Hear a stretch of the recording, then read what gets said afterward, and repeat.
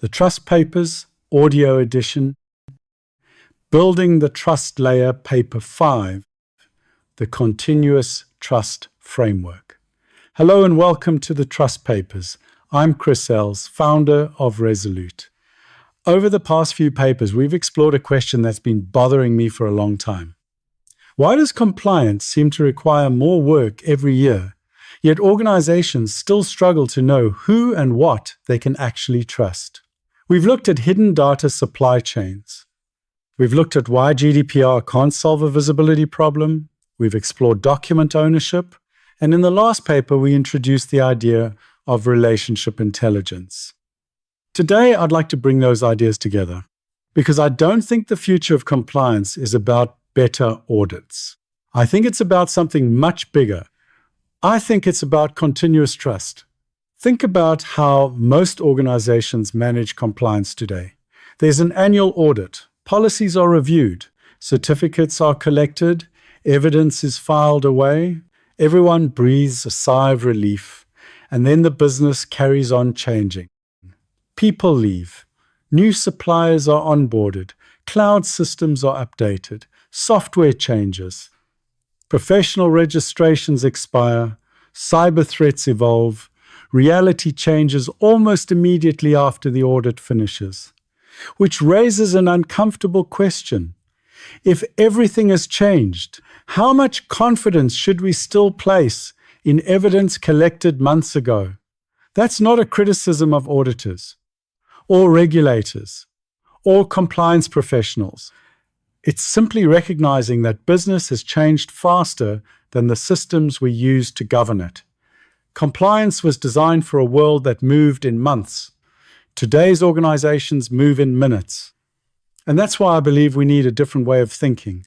Not continuous auditing, not continuous surveillance, but continuous confidence. Confidence that the information we're relying upon is still accurate. Confidence that trusted relationships remain trustworthy.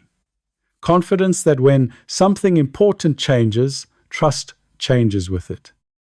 That's the idea behind what I call the continuous trust framework. At its heart are 5 simple principles. First, ownership should remain with the source. People should own their own credentials. Organizations should own their own compliance. Suppliers should own theirs because ownership creates accountability.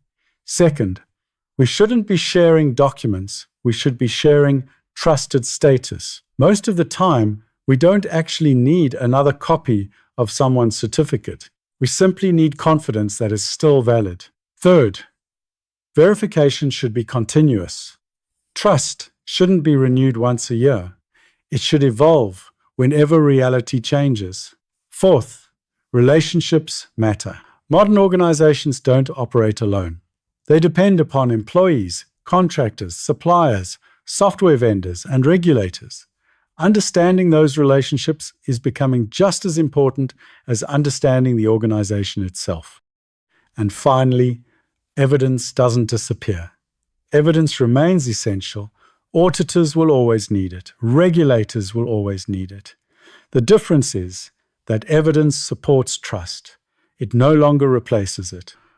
When you put those ideas together, something interesting begins to happen. Compliance stops being an administrative exercise. It starts becoming part of how organizations build resilience. It becomes part of how organizations build confidence, and ultimately part of how organizations build trust. Throughout this series, I've argued that we're approaching an important transition, not from paper to digital. We've already done that.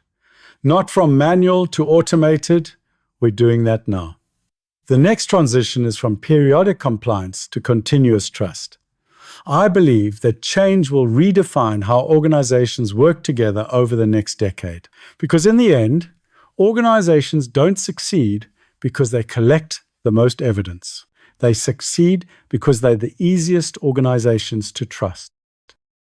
Thank you for listening.